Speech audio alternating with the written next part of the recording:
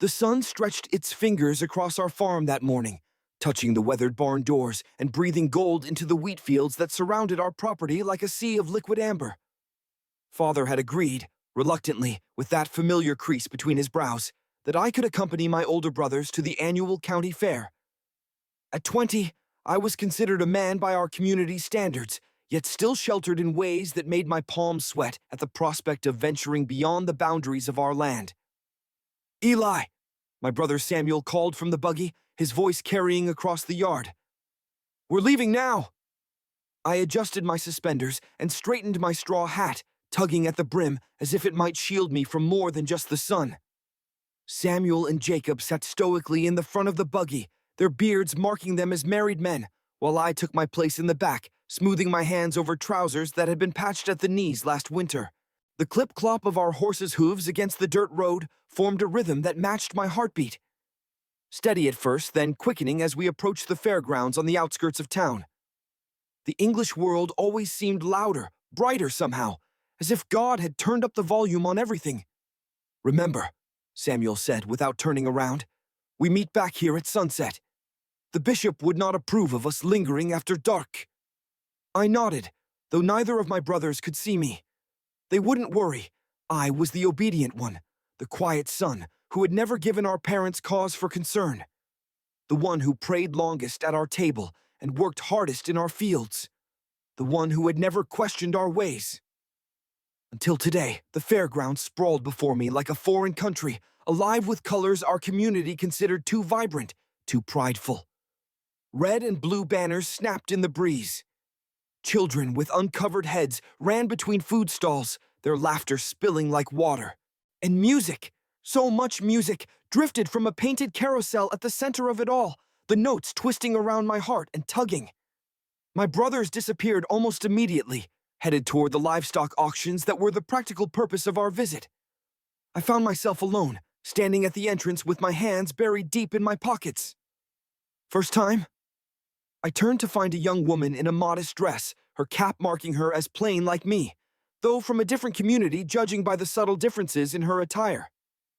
She smiled kindly, a basket of preserves balanced against her hip.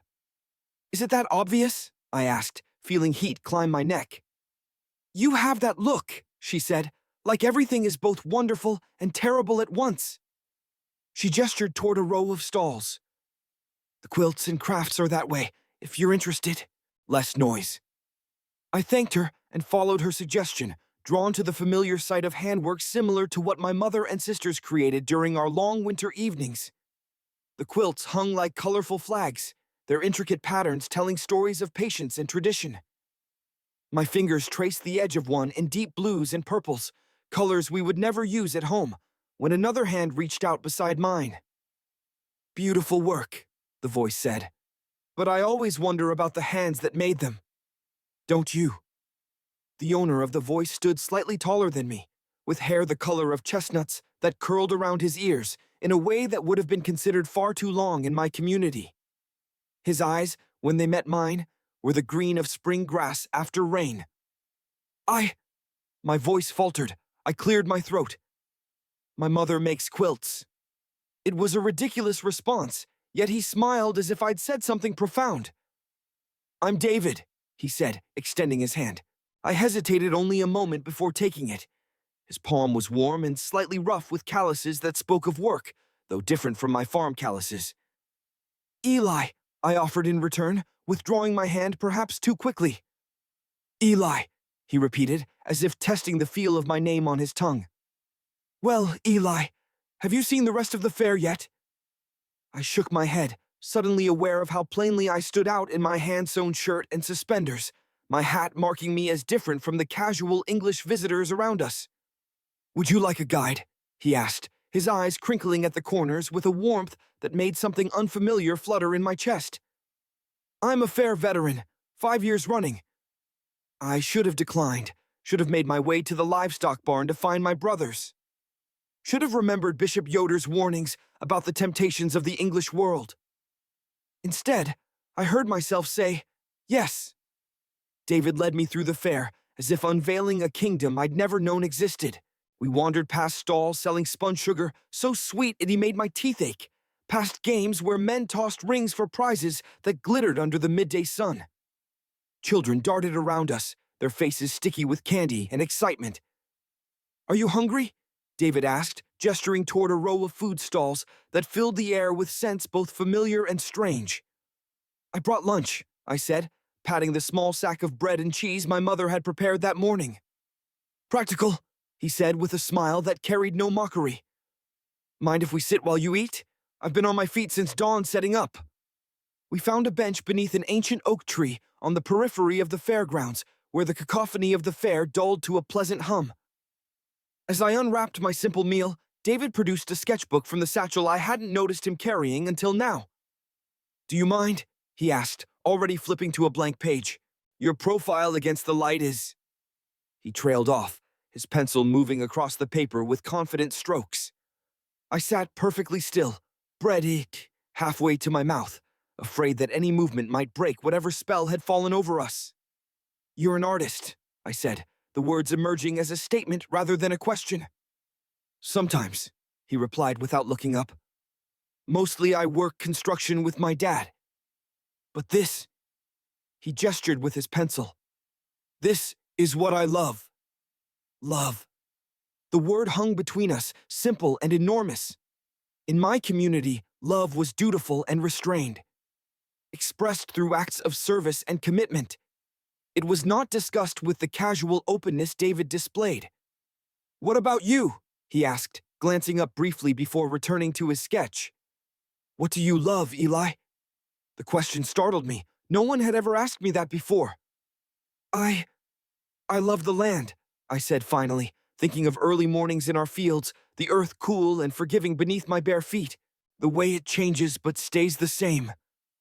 The quiet. David's hand stilled. "The quiet," he repeated softly. "Yes, I can see that in you."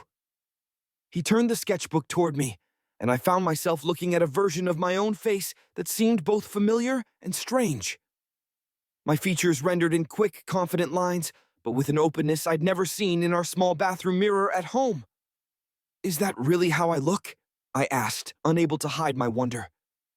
David tilted his head, studying me. "It's how I see you," he said simply. "Would you like to keep it?"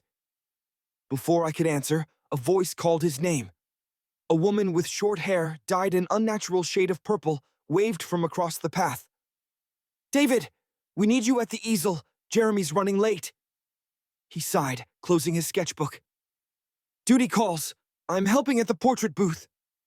He stood, shouldering his satchel. "Find me there later? I'll be under the big striped tent near the Ferris wheel." I nodded, though I knew I should be seeking out my brothers instead. As I watched him jog away, I felt as if I'd woken from a dream, the weight of my community's expectations settling back onto my shoulders like a familiar yoke. The afternoon passed in a blur of sensations. I found Jacob briefly at the livestock auction, where he was appraising a pair of draft horses with the serious concentration he applied to all practical matters. He barely nodded when I said I would continue exploring, too focused on the animals to notice the unusual flush in my cheeks or the way my words came out slightly too fast. I wandered through displays of preserves and honey, past demonstrations of butter churning that reminded me of our kitchen at home.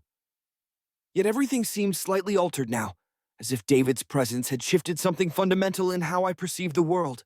As the sun began its westward descent, casting long shadows across the fairgrounds, I found myself standing outside the striped tent David had mentioned. String lights had been strung around its entrance, though they wouldn't be lit until dusk. Inside, I could see him bent over an easel, his profile concentrated as his hand moved across the paper, capturing the likeness of a young girl who giggled whenever he looked up at her. I waited until the family moved on, clutching their portrait and thanking him profusely. When David looked up and saw me hesitating at the tent's entrance, his entire face transformed with a smile that made my breath catch. "You came," he said, as if he'd been afraid I wouldn't. "I said I would," I replied, the certainty in my voice surprising me. He gestured to the empty stool across from his easel. "Can I draw you properly this time? No charge."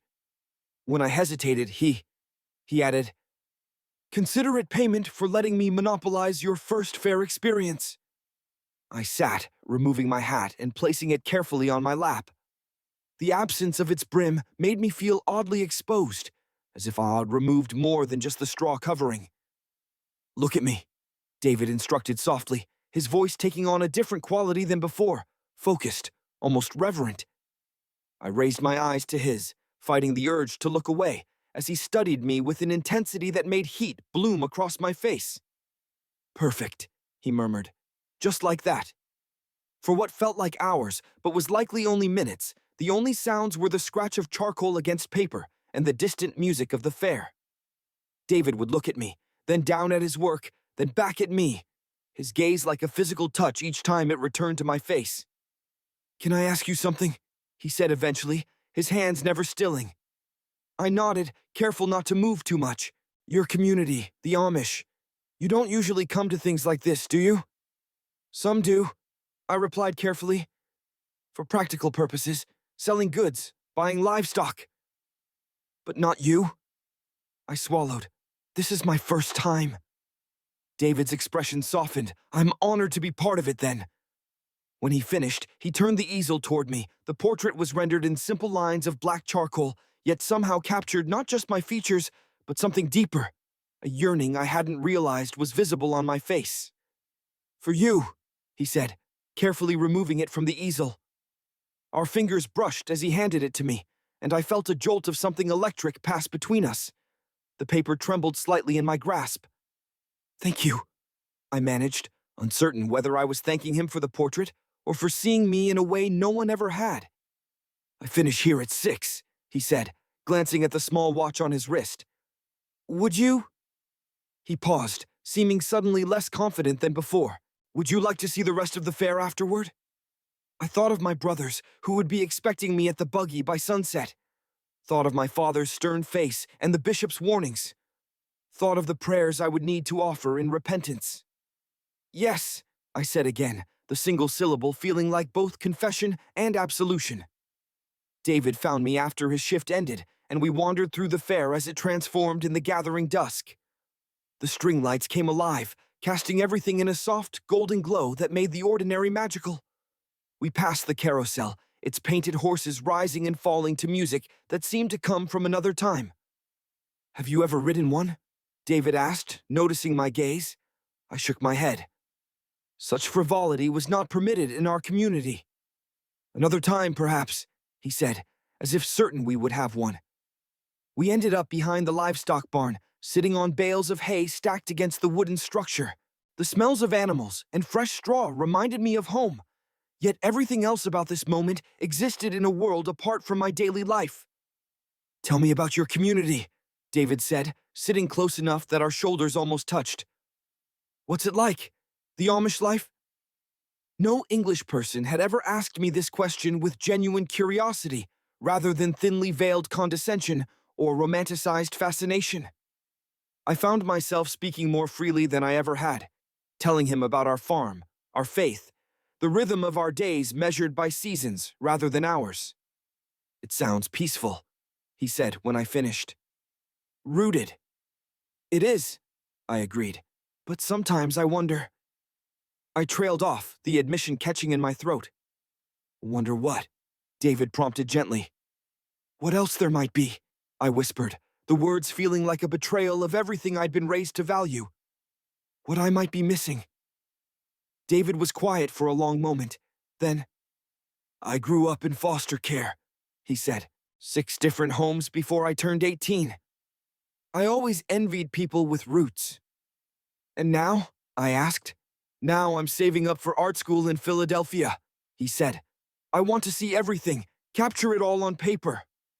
He turned to face me fully. "But roots aren't all bad, if they're the right kind. The kind that nourish you rather than hold you down." A strand of my hair had come loose from beneath my hat, falling across my forehead. Without warning, David reached out, his fingers gentle as he tucked it back into place.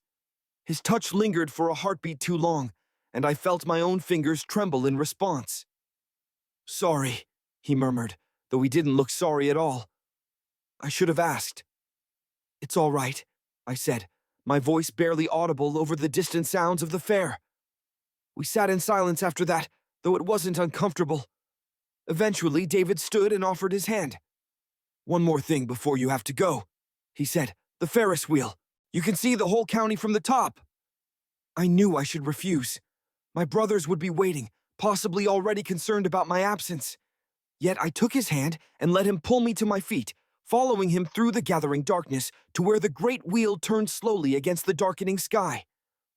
We joined the line, and I tried not to notice how David stood slightly closer to me than was strictly necessary, his arm occasionally brushing against mine in a way that seemed both accidental and deliberate. When our turn came, we climbed into a swinging car that rocked gently as it was secured. Then we were moving upward, the ground falling away beneath us as we ascended into the night. Each turn of the wheel lifted us higher until the fairgrounds were spread out below like a map dotted with lights. At the very top, the wheel paused, leaving us suspended between earth and sky. I could see for miles, the town with its neat streets and church steeples, the patchwork of farms beyond, including, perhaps, my family's land in the distance. "Beautiful, isn't it?" David said softly. When I turned to answer, I found him looking not at the view, but at me, his eyes reflecting the scattered lights below. "I've never seen someone so beautiful in the way you see the world," he murmured, leaning slightly closer. My heart thundered against my ribs. No one had ever spoken to me this way, looked at me this way. It was forbidden, dangerous, and yet I couldn't make myself move away. "David," I whispered, unsure what I was trying to say. The wheel lurched back into motion, breaking the moment as we began our descent. Neither of us spoke as we returned to Earth, though the silence between us vibrated with unspoken words. As we stepped out of the car, I glanced at the sky and realized with a start how late it had grown. My brothers would be beyond worried now, perhaps already searching for me. "I have to go," I said, the words painful in my throat. David nodded, his expression falling slightly. "I understand." We walked toward the exit, our steps slowing as we approached the point of inevitable separation. The fair was closing around us, vendors packing up their wares, lights being extinguished one by one. At the gate, I turned to say goodbye, the word bitter on my tongue before I'd even spoken it. But David reached for my hand suddenly, his fingers wrapping around mine in a gesture so intimate it stole my breath. "Will you come back tomorrow?" he asked, his voice low and urgent. "The fair runs for 3 more days." I stared at our joined hands, aware that anyone from my community who saw us would immediately report to the bishop. That my father would be furious. That this simple touch violated everything I'd been taught about propriety and separation from the English world. Before I could answer, David lifted my hand slowly, deliberately pressing his thumb into my palm in a circular motion that sent a shiver up my spine. Then, holding my gaze, he raised my knuckles almost to his lips. Not quite touching, but close enough that I could feel the warmth of his breath against my skin. My chest constricted, lungs forgetting their purpose as the world narrowed to this single point of almost contact. A heartbeat passed between us, heavy with possibility. And then the last of the fairground lights went out. Darkness enveloped us as the last light of the fairground extinguished. For one breath, maybe 2, we stood suspended in that perfect blackness where nothing existed but the warmth of David's breath against my knuckles and the pounding of my heart. Then a generator sputtered to life somewhere behind us, casting a weak, intermittent glow that pulled us back to reality. David lowered my hand slowly, though his fingers lingered against mine for one final moment. "Tomorrow?" he asked again, his voice barely audible above the distant sounds of departing fairgoers. I opened my mouth to answer, but a familiar voice calling my name sliced through the night air. "Eli!" Samuel's voice carried a tension I'd rarely heard before. "Eli Lapp!" David stepped back immediately, creating a respectable distance between us. "Your brother?" I nodded, panic rising in my throat. "I have to go." "I know." The understanding in his voice only made the ache in my chest worse. "Same time tomorrow, behind the livestock barn?" "I'll try," I whispered, already backing away. "Eli!" Samuel's voice was closer now. "Go!" David urged, melting into the shadows. I turned and hurried toward the exit, trying to compose my features into something resembling innocence. Samuel appeared at the gate, his tall figure unmistakable even in the dim light, lantern held high.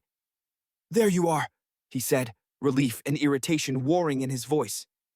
"We've been searching for an hour.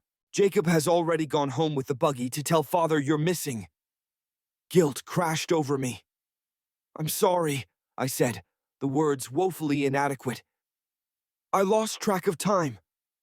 Samuel studied my face, his expression unreadable in the lantern light. "The English boy again?" I swallowed, unable to form a convincing lie.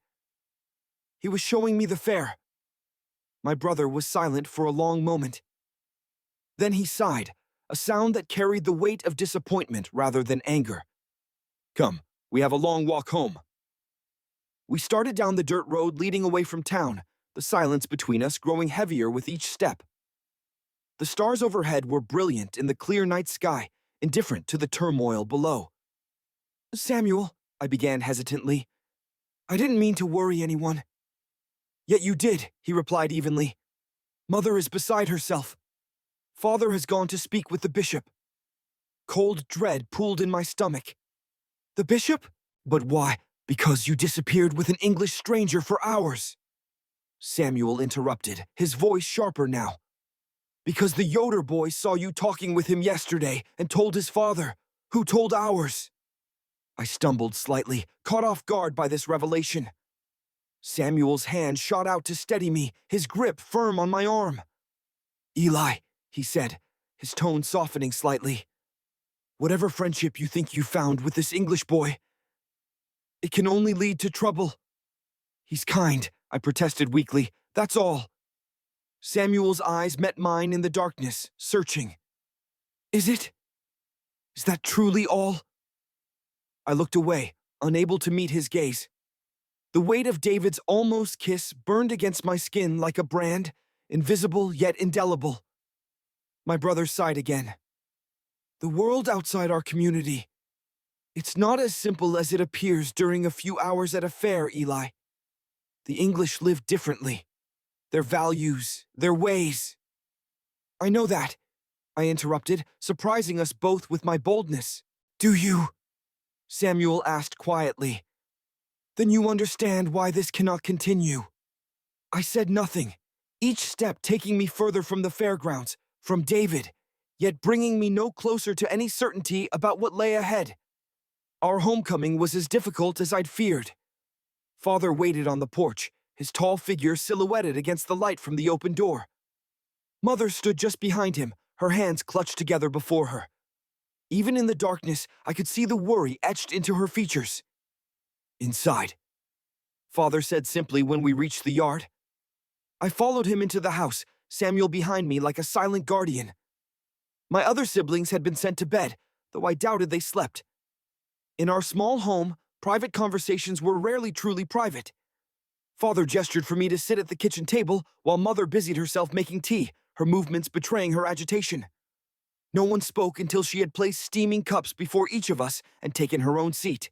"The bishop will come tomorrow," Father said finally, his voice level but heavy with authority. "He wishes to speak with you." I stared into my tea, watching the steam rise and dissipate. "About what?"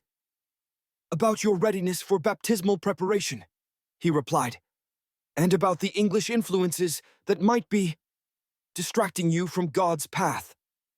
I looked up then, meeting his steady gaze. "I've done nothing wrong." "Perhaps not indeed," Father conceded. "But the heart can stray before the feet follow."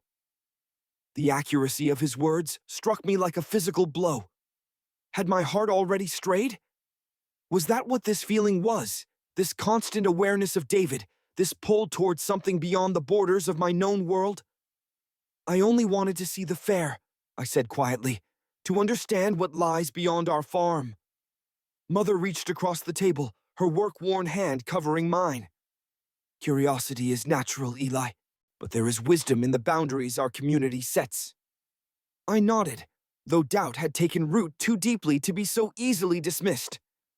"Until the bishop comes," Father continued, "you will remain on the farm, no trips to town, no fair." Though I had expected this, the finality of his words still felt like a door slamming shut. No fair meant no David, no chance to explain my absence, no opportunity to say goodbye. "Yes, Father," I murmured, accepting the punishment that was as much protection as discipline. He studied me for a long moment, something like sadness flickering in his eyes. "It is late. We should rest." I rose, grateful for the reprieve, however temporary. As I turned toward the stairs, Mother spoke. "Eli," she said softly, "remember that sometimes the greatest test of faith is not in resisting evil, but in recognizing that what seems beautiful may still lead us astray." I climbed the stairs to the bedroom I shared with Samuel, her words echoing in my mind. Was this what David was? A beautiful path leading me astray? Or was he something else entirely? A glimpse of a different kind of beauty I'd never been allowed to see. Sleep eluded me that night, my thoughts circling endlessly between duty and desire, between the life I'd always known and the possibility that had flared to life in the space of 3 days.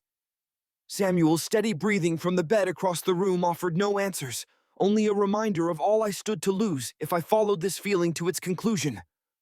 As the first hint of dawn lightened the window, I made my decision. I would see David one last time, to explain, to apologize, to say goodbye properly. I owed him that much, and perhaps I owed myself that closure as well. Rising silently, I dressed in the darkness, years of practice allowing me to navigate without sound.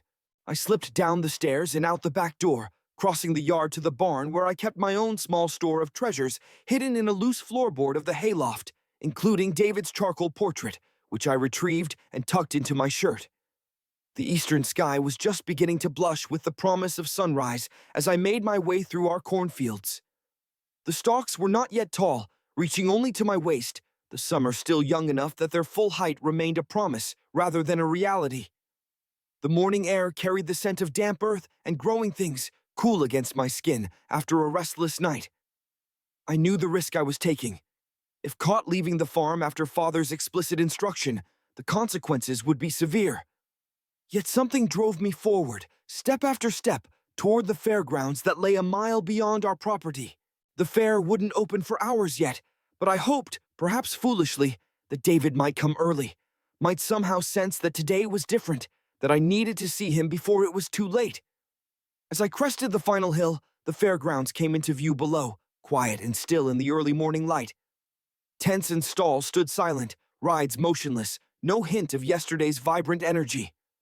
I made my way toward the livestock barn, my footsteps the only sound in the hushed dawn. And there, leaning against the back wall of the barn, was David. He straightened when he saw me, relief washing over his features. "Eli," he said, my name soft on his lips. "I was afraid you wouldn't come."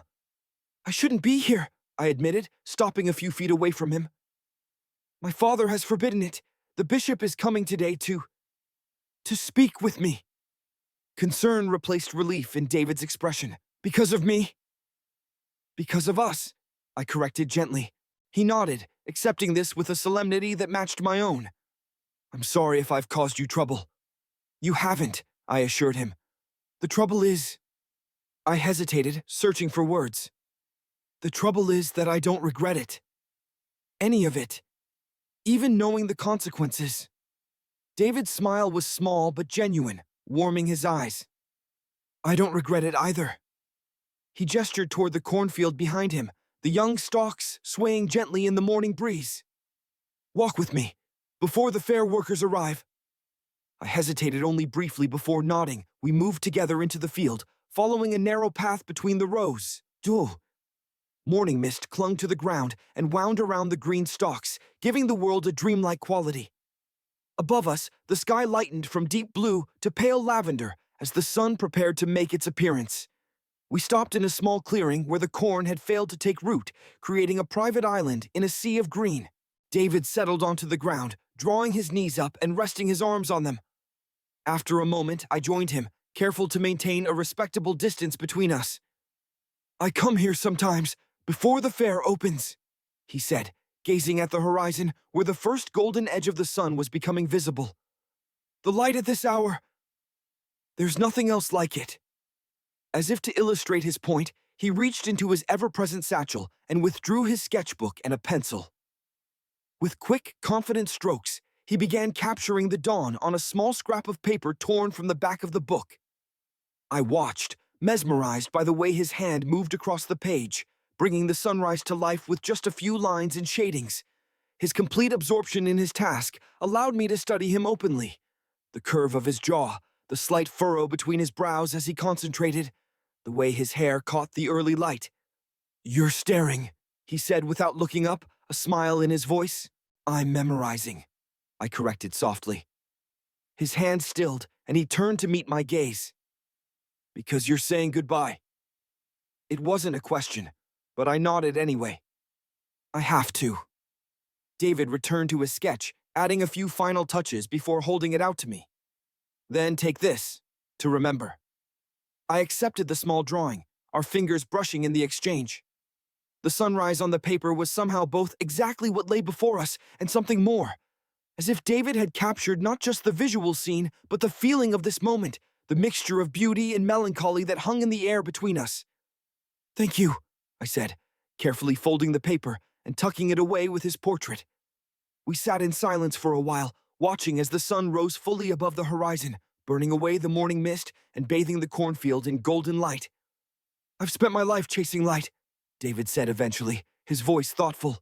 "The perfect angle, the ideal moment when everything is illuminated just so." He turned to me, his expression open and vulnerable. "But you've shown me shadows can be beautiful too." I frowned slightly. "Shadows?" "The quiet moments," he explained, "the spaces between words. The things left unsaid, but still understood." His hand moved to the earth between us, fingers tracing patterns in the soil. "Your community lives in a kind of shadow to the modern world, yet there's such depth and meaning in your life. Such richness in the silences." His words touched something deep within me. A recognition that he had seen beyond the surface of my life to its essence in a way few outsiders ever bothered to do. "Can I really leave behind everything I've ever known?" I asked, the question emerging unbidden from the depths of my uncertainty. "Can I be the person you deserve?" David looked startled. "Leave? Eli, I never asked you to—" "You didn't have to," I interrupted gently. "The question asks itself. Every moment with you makes me wonder what else might be possible beyond the boundaries I've always known." He was silent for a long moment, considering my words with the seriousness they deserved. "I don't know what's possible," he said finally. "I only know that meeting you has changed something in me. And I think perhaps I've changed something in you too." "Yes," I agreed, the simple truth of it undeniable. David shifted slightly, moving closer until our shoulders were nearly touching.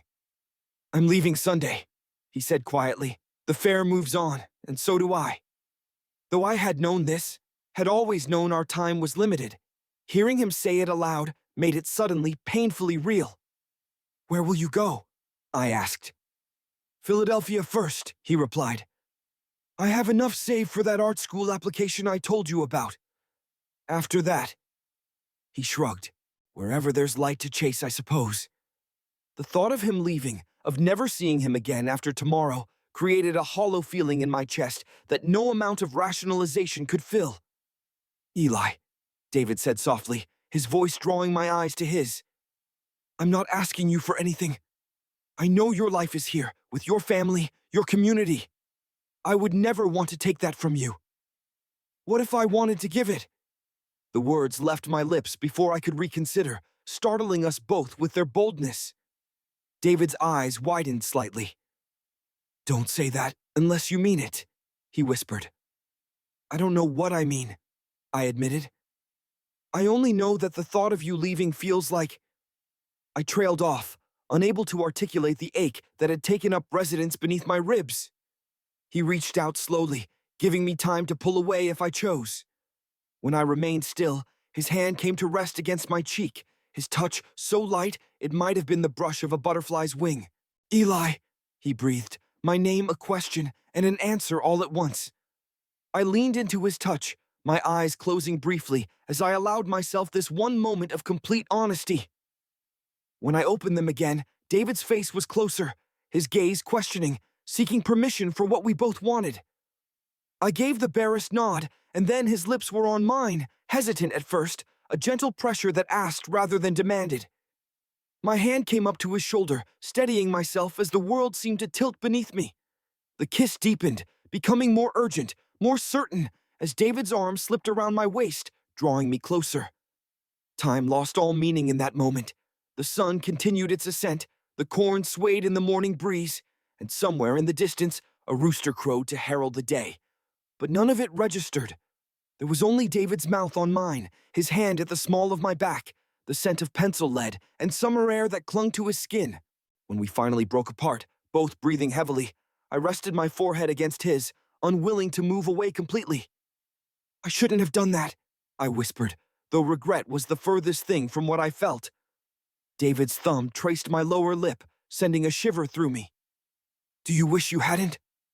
I considered the question honestly, knowing he deserved nothing less.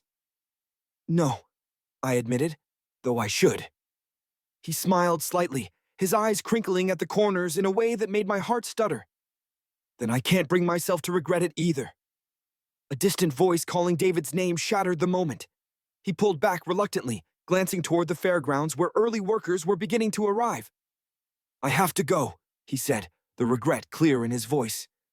"Will you come tonight, after the fair closes?" I thought of Father's prohibition, of the bishop's impending visit, of all the reasons I should say no. "I'll try." David nodded, accepting that it was the most I could promise. He rose and offered his hand to help me up. I took it, allowing the contact to linger a moment longer than necessary before releasing him. "Until tonight, then," he said, backing away. "Same place." I watched him go, his figure growing smaller as he jogged toward the fairgrounds, where his day's work awaited. Only when he had disappeared completely did I turn toward home, my lips still tingling from his kiss, my mind awhirl with possibilities and fears. The bishop arrived precisely at noon, his buggy pulling up to our farm with the dignified pace that matched his station.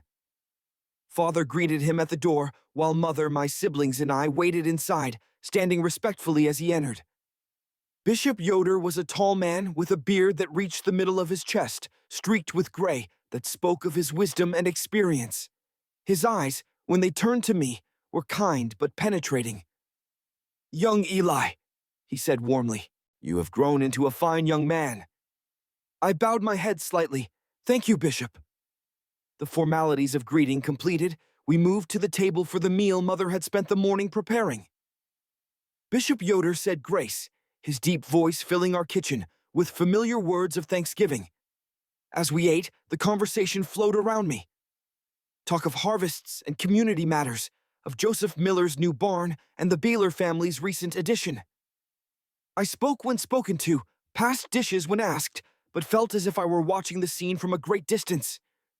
"Eli has been helping with the new irrigation system," Father said at one point, his voice containing a note of pride that would typically have warmed me.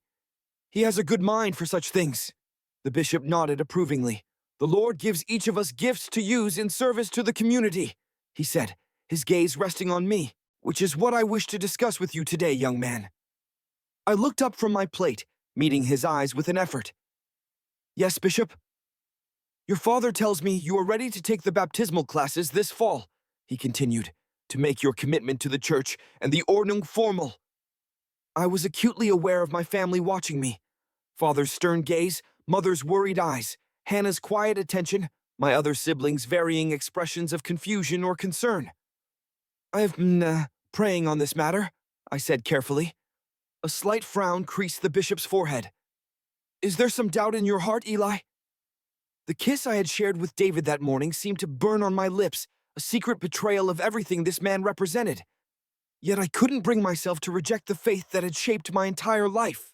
"I want to be certain," I said finally, "that I am following God's will for me, not merely doing what is expected." The bishop nodded slowly, as if my answer was both surprising and not entirely disappointing. "That is a mature consideration," he allowed. "The baptismal commitment is not to be taken lightly." "Perhaps Eli needs more time for reflection," Mother suggested, her voice gentle but firm. "There is no rush." Father's expression suggested he might disagree, but he remained silent, deferring to the bishop in this matter. A period of deeper prayer and contemplation might be wise. Bishop Yoder agreed after a moment. The spring baptism, perhaps, after the winter has provided time for proper reflection. Relief washed through me, a temporary reprieve, not a solution, but it gave me time. Time to decide. Time to choose. As the meal continued, the bishop turned to more general topics, yet I felt his gaze return to me periodically, assessing, considering. When he finally rose to leave, he asked to speak with me alone for a moment on the porch. My heart pounded as I followed him outside, certain he had somehow divined my morning's transgression, my forbidden kiss amid the corn. "Eli," he began once we were alone, his voice gentle rather than condemning. "Your father tells me you have shown interest in the English fair." I swallowed hard. "Yes, Bishop, I attended with my brothers." "And returned alone," he added, his eyes kind but knowing, more than once. There was no point denying what he already knew. "Yes, sir." The bishop was silent for a moment, gazing out over our farm with its neat fields and well-maintained buildings. "The English world holds many attractions," he said finally. "Bright lights, music, excitement. It is natural to be curious." I nodded, relieved that he seemed to understand. "But these attractions are like honey that hides the sting," he continued. "They draw us in with their sweetness, only to wound us when we have strayed too far from the safety of the hive." The metaphor was apt, yet it failed to capture the complexity of what I had experienced with David. Not just excitement or novelty, but a genuine connection that had nothing to do with the fair's superficial attractions. "I understand, Bishop," I said, the words feeling hollow in my mouth. He turned to me then, his expression serious. "Do you, Eli? Do you understand what is at stake?" I met his gaze steadily. "My soul's salvation, my place in the community, and your family," he added softly. "Your actions reflect not only on yourself, but on all who share your name. Remember that when temptation calls." With those words, he placed a heavy hand on my shoulder, offering a final blessing before departing. I watched his buggy recede down our lane, his warning settling into my bones like a winter chill. Inside, my family had already begun clearing the table, the rhythm of daily chores continuing despite the weight of what had just transpired. Father caught my eye as I entered, his expression unreadable. "The bishop has granted you time," he said simply. "Use it wisely." I nodded, unable to form words around the knot of emotions in my throat. The afternoon passed in a blur of chores, fields to tend, animals to feed, repairs that couldn't wait despite the turmoil in my heart. As dusk approached, I found myself in the barn, mechanically brushing down the horses while my mind raced with indecision. David would be waiting after the fair closed. This might be our last chance to see each other, to say a proper goodbye. Yet Father's prohibition hung over me, along with the bishop's gentle warning and the knowledge that any further defiance would bring consequences not just for me, but for my entire family. "You're going back, aren't you?" I turned to find Hannah standing in the barn doorway, her figure silhouetted against the fading daylight. At 16, she possessed a perceptiveness that sometimes felt unnerving. "I don't know," I admitted, returning to my task. She stepped inside, moving to lean against the stall beside me. "I saw you leave this morning," she said quietly, "before dawn." My hand stilled on the brush. "Did you tell Father?" Hannah shook her head. "No, but Samuel knows too. He followed you to the edge of our property before turning back." Cold dread pooled in my stomach. "Will he tell?" "I don't think so," she said after a moment's consideration. "Not unless you go again tonight." I sighed, setting down the brush and turning to face my sister. "How did you know I was thinking of it?" A small, sad smile curved her lips. "Because I know you, Eli, better than you think." We stood in silence for a moment, the only sounds the soft shuffling of horses and the distant call of birds settling for the night. "This English boy," Hannah said finally, "he must be very special." The simple statement caught me off guard. In our community, such matters were rarely discussed so directly, particularly not between brothers and sisters. He is different, I said carefully. He sees the world in a way I never considered before. Hannah's expression remained thoughtful, free of the judgment I might have expected. And he sees you differently too, doesn't he? Not just as an Amish man, but as Eli. The accuracy of her observation startled me. Yes, I admitted, exactly that. She nodded, as if confirming something she had already suspected. That's why you can't stay away, even knowing the risk. It wasn't a question, but I answered anyway. Yes. Hannah was quiet for a long moment, her gaze drifting to the open barn door, where the first stars were becoming visible in the deepening blue of the evening sky. Father will check your bed tonight, she said finally. He told Samuel to make sure you don't leave. My heart sank. I see. But, she continued, a hint of something almost like mischief in her eyes. He didn't say anything about watching the back window, or about counting heads in the darkness. I stared at her, hardly believing what she seemed to be suggesting. Hannah, I can't ask you to lie for me. You're not asking, she replied simply. I'm offering.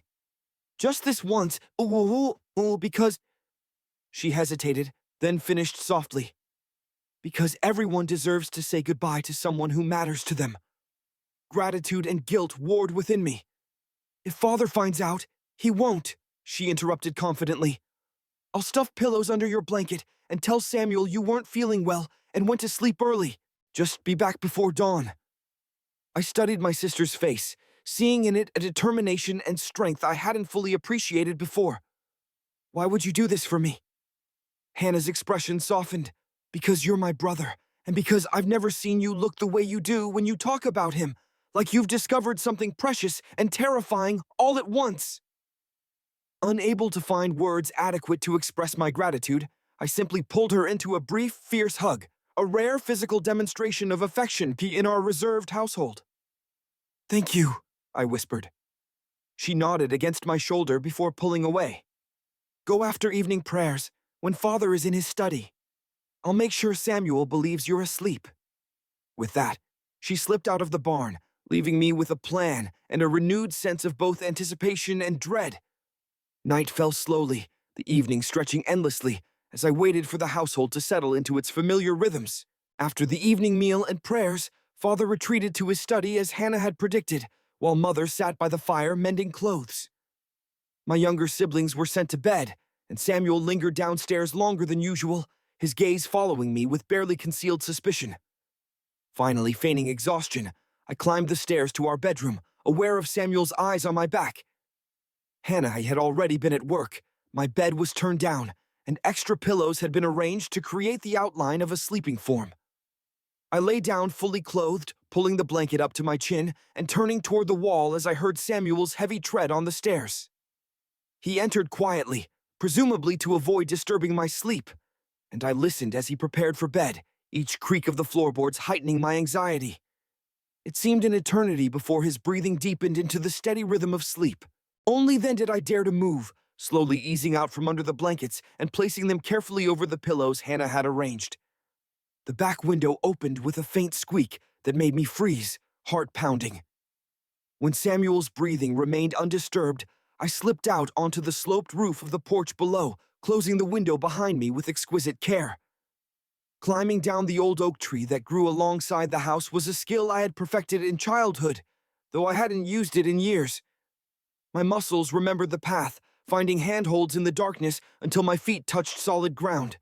I crossed our property like a shadow, keeping to the edges of fields where the darkness was deepest. The night was clear, stars scattered across the sky like spilled sugar, providing just enough light to navigate by. The walk to the fairgrounds seemed both longer and shorter than it had that morning.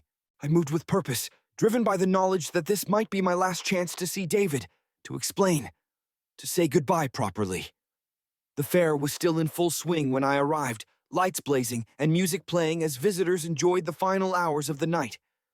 I skirted the main entrance, making my way around to the back of the livestock barn where David and I had arranged to meet. He wasn't there yet. The fair wouldn't close for another hour. I settled onto a bale of hay to wait, my nerves stretched taut with anticipation and the ever-present fear of discovery. The minutes crawled by, marked only by the distant sounds of the fair gradually quieting as closing time approached. Vendors called final sales, rides slowed, and the music faded until only the mechanical shutting down of equipment disturbed the night. And then, footsteps, quick and light, approaching from the direction of the main fairground. I stood, heart hammering against my ribs as David appeared around the corner of the barn. His face, when he saw me waiting, transformed with a joy so pure it made my chest ache. "You came," he said, closing the distance between us in a few quick strides. "I had to," I replied simply. He stopped just short of touching me, his hands hovering uncertainly between us. "I wasn't sure after this morning. After what you said about the bishop." "It wasn't easy," I admitted. "My sister is covering for me. If I'm discovered missing..." I trailed off, the consequences too numerous to list. David nodded, understanding in his eyes. "Then we shouldn't waste the time we have." He gestured upward. "Come, there's something I want to show you." I followed him to a rickety wooden ladder attached to the side of the barn, leading up to a small balcony that served as a hayloft access. We climbed quietly, emerging onto a platform that offered a view of the surrounding countryside, the fairgrounds below us, the town in the middle distance, and beyond that, the patchwork of farms that included my family's land. The night air was cool, carrying the mingled scents of animals, hay, and the lingering sweetness of fair food. A three-quarter moon hung low in the sky, casting everything in silver light that transformed the ordinary into something magical. "I found this spot the first day," David said, settling onto the wooden planks with his back against the barn wall. "I've been coming up here to sketch when I have breaks."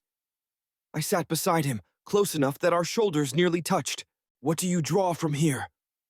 In answer, he pulled his sketchbook from his ever-present satchel and opened it to a page that showed the view before us, rendered in precise pencil strokes that captured not just the landscape, but something of its essence. The rhythm of the fields, the gentle roll of the hills, the way moonlight pooled in the valleys. "It's beautiful," I said, turning the page to find more sketches, the fairgrounds from above, empty in early morning light, the carousel horses seen from this elevated angle. A study of clouds gathering before yesterday's brief afternoon shower. "I've always been an observer," David said quietly as I continued to flip through the pages. "Standing apart, watching, recording, but never truly participating.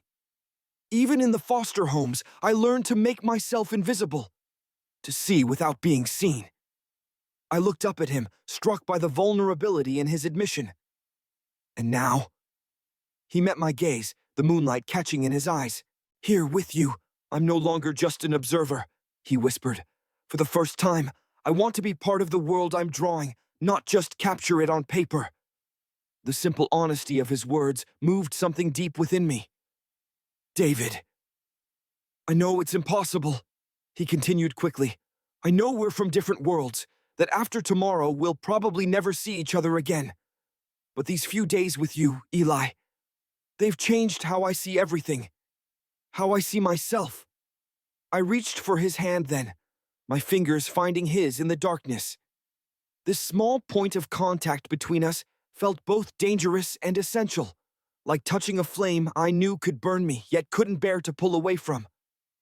"You've changed me too," I admitted, my voice barely audible over the soft night sound surrounding us. "Before I met you, I never questioned, never wondered if there might be more than what I've always known. Now I can't stop questioning." David's hand tightened around mine. "Is that a good thing or a bad thing?" "Both," I said honestly. "It's like waking up, and once you're awake, you can't choose to go back to sleep, even if the dream was peaceful."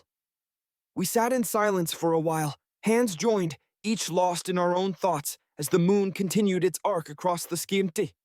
Below us, the last fair workers were leaving, their voices growing distant as they headed for their temporary accommodations in town. "I leave on Sunday," David said eventually, his thumb tracing small circles on the back of my hand. "The fair moves on to Bedford County." Though I had known this, had always known our time was limited, Hearing him say it aloud made it suddenly, painfully real. "What will you do after?" I asked. "Go to Philadelphia," he replied. "I have enough saved for that art school application. After that," he shrugged slightly. "Wherever there's beauty to capture, I suppose." The thought of him leaving,